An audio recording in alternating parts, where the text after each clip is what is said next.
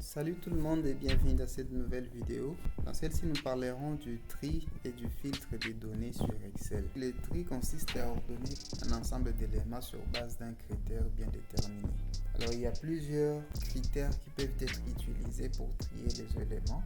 Pour ce faire, il faut que nous puissions avoir d'abord une base de données. Alors, c'est quoi une base de données sur Excel? C'est tout simplement un ensemble de données qui se trouvent dans un tableau qui sont structurées suivant des champs bien déterminés. Et il faudrait se rassurer qu'il n'y a pas des cellules qui sont fusionnées. Donc, en gros, il faudrait qu'on ait un ensemble d'éléments qui ressemblent à quelque chose pareil. Cela veut dire que nous avons des colonnes bien définies et des lignes bien définies et des titres au niveau de chaque colonne. Alors pour ce faire, lorsque nous voulons par exemple trier selon les données, selon la catégorie, il suffit juste d'être dans une des cellules de la colonne catégorie, là par exemple, et faire un clic droit et aller sur trier. Nous avons la possibilité de trier de A à Z, c'est-à-dire de manière croissante ou de Z à A, à l'inverse. Alors là, je vais appliquer de A à Z. Et voilà, vous voyez que nos éléments sont classés suivant l'ordre croissant de A à Z. On peut le faire aussi pour désignation. Je suis là, par exemple, je fais un clic droit et je viens sur trier de A à Z. Voilà, vous voyez que nos données sont classées selon l'ordre croissant de A à Z. Alors, ça c'est la première méthode pour le faire. La deuxième méthode consiste à venir au niveau de trier et filtrer dans Accueil et de faire un clic et vous verrez trier de A à Z. Alors, vous n'avez pas besoin de sélectionner toute la base de données. Lorsque nos données respectent les critères d'une base de données, donc lorsqu'ils ont cette configuration, il vous suffit juste de positionner les curseurs, de sélectionner une des cellules qui se trouve dans la colonne qui va contenir les critères. Alors, de la même manière, vous venez là-bas et cliquez sur trier de A à Z. Et vous avez le résultat. Voilà. Alors, la troisième méthode consiste d'utiliser le filtre automatique. Cela veut dire qu'il y aura un petit symbole qui va apparaître à chaque droite de chaque titre de nos données. Et pour le faire, vous allez venir sur trier et filtrer et cliquez sur filtrer. Voilà. À ce moment-là, il y a la flèche pour le filtre automatique qui va apparaître sur chaque colonne. Et c'est ce que je vous recommande aussi d'utiliser le plus souvent. À ce moment-là, pour faire le tri, vous viendrez juste sur la flèche et cliquez sur trier de A à Z. Et à ce moment-là, vous verrez une flèche qui montre que nos données sont classées selon l'ordre croissant ou alors des Z à A, donc selon l'ordre décroissant. Cela vaut également pour les chiffres. Par exemple, si nous voulons classer ces données ici selon l'ordre croissant, là, ça devient trier du plus petit au plus grand. Voilà. Ou alors l'inverse, du plus grand au plus petit. C'est la même chose également lorsque nous avons des dates. On va essayer peut-être d'ajouter assez rapidement pour voir comment ça fonctionne.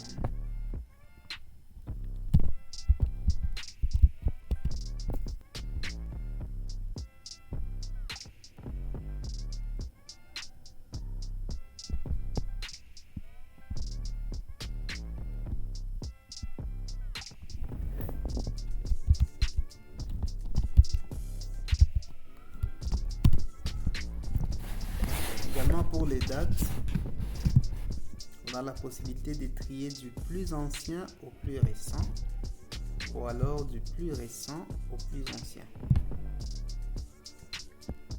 Alors nous avons également la possibilité de trier nos données selon la couleur de la cellule. Là par exemple, nous avons mis en rouge les cellules pour lesquelles la quantité est inférieure à 10. Alors pour les trier selon cette couleur, nous allons venir là et cliquer sur trier par couleur et sélectionner la couleur rouge qui sera mise en priorité. Voilà, vous voyez que nos éléments sont mis en avant. Alors, si nous avons plusieurs critères, par exemple, nous pouvons ordonner, trier nos éléments selon l'ordre croissant de A à Z. Vous voyez que les aliments sont mis au-dessus et les papeteries viennent après. Mais les aliments aussi ont différents prix unitaires. Nous pouvons chercher à combiner deux ou plusieurs prix au même moment. C'est-à-dire nous trions d'abord par la catégorie, ensuite nous trions par les prix unitaires. Alors pour le faire, nous venons au niveau de trier et filtrer et tri personnalisé. Alors le premier tri à faire, nous allons trier par catégorie. Nous trions par le valeur, nous trions sur le valeur de A à Z, c'est ce qui est fait. Ensuite, nous pouvons ajouter un deuxième niveau et dire, après avoir trié par catégorie, nous allons trier par prix unitaire. Voilà, et c'est dire par exemple, nous trions du plus petit au plus grand. Puis, on appuie sur OK.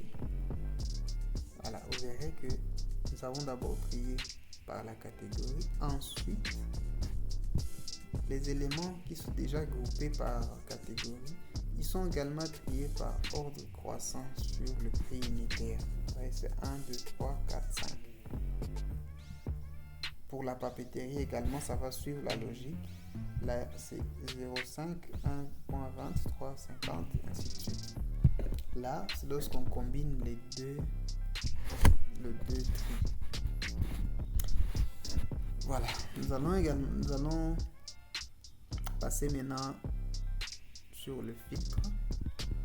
Alors le filtre consiste à pouvoir afficher sur notre zone de travail les éléments qui respectent un critère bien déterminé. Vous voyez que pour le tri, nous ne faisions coordonner, mais tous les éléments sont affichés. Par contre, pour le filtre, nous allons masquer certains éléments et nous allons afficher que les éléments qui respectent un critère bien déterminé. Supposons que nous voulons afficher uniquement les produits de la catégorie aliments. Nous venons ici sur catégorie. Par défaut, tout est sélectionné et nous pouvons cliquer là pour désélectionner tout. Et là, nous pouvons maintenant sélectionner l'élément que nous voulons afficher. Nous voulons afficher la catégorie aliments. OK, voilà. À ce moment-là, nous n'avons que les produits de la catégorie aliments. Et pour savoir que les éléments sont filtrés, il suffit juste de voir le symbole qui est là, du filtre. Et également, les numéros de lignes seront en bleu. Et vous allez vous rendre compte qu'il y a des lignes qui sont sautées. Évidemment parce que là, par exemple, nous quittons de 3 à 8 parce que 4, 5, 6, 7 sont de produits de la catégorie papeterie. Également l'élément 10. Donc, nous venons là. Si je vais sélectionner uniquement la papeterie, je sélectionne la papeterie. Voilà. Alors, de la même manière qu'on a combiné plusieurs tris, il y a aussi possibilité de combiner plusieurs filtres.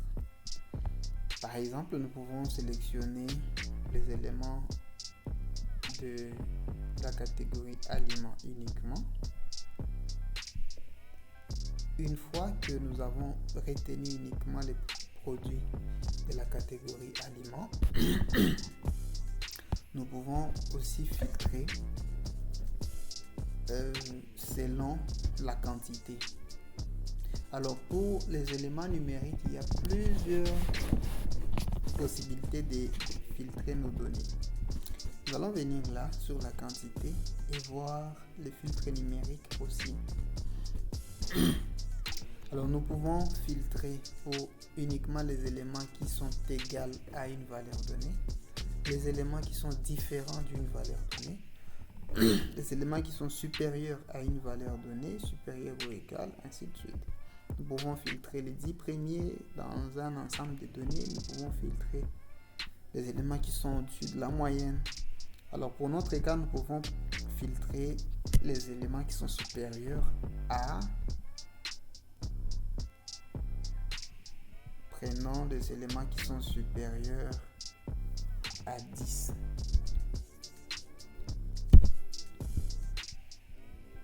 Il est possible aussi d'ajouter d'autres critères, dire par exemple supérieur à 10 et inférieur à et inférieur à 20 par exemple. Voilà, il n'y a aucun élément qui est supérieur à 10 et inférieur à 20. Nous pouvons modifier ces critères. Un filtre personnalisé maintenant. On peut dire juste supérieur à 10. Nous enlevons le deuxième critère. Voilà. Là, nous avons nos éléments qui sont de la catégorie aliments et dont la quantité est supérieure à 10. Voilà. Donc, revenons. Nous pouvons inclure les éléments de la papeterie également. Voilà, voici tous les éléments, que ce soit de la catégorie aliments ou papeterie, mais dont la quantité est supérieure à 10. Nous pouvons dire, par exemple, nous pouvons changer de critère et prenons les éléments dont la quantité est inférieure à 30. Ok, voilà, voici les éléments dont la quantité est inférieure à 30. Nous pouvons également faire le filtre sur une base chronologique. Voilà, il y a toute une liste de possibilités, de critères qu'on peut appliquer pour les données d'ordre chronologique. On peut dire par exemple les éléments qui concernent cette semaine, les ventes de cette semaine par exemple. Voilà, il n'y a rien. Nous pouvons prendre cette année. Voilà, cette année. Voilà, tout ce qui concerne cette année. Vous voyez que partout c'est 2023. Filtre chronologique, c'est trimestre. Voilà, donc c'est. En gros, c'est ça. C'est tout ce qui concerne le filtre. Vous pouvez vous exercer chez vous et.